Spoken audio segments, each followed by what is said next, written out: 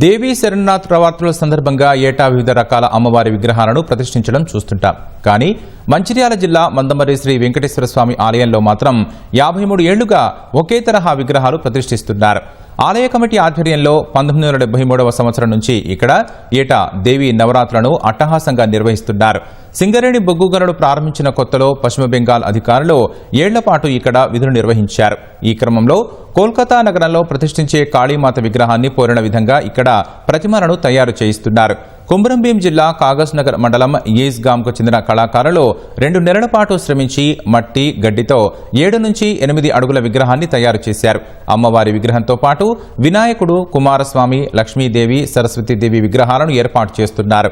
దసరా రోజు రాత్రి ఇక్కడ పూజలు నిర్వహించిన తర్వాతే సింగరేణి యాజమాన్యం రామ్లీలా కార్యక్రమాన్ని నిర్వహిస్తుంది. అనంతరం అమ్మవారి విగ్రహాన్ని స్థానిక చెరువులో నిమజ్జనం చేయడం ఆనవాయితీగా వస్తోంది.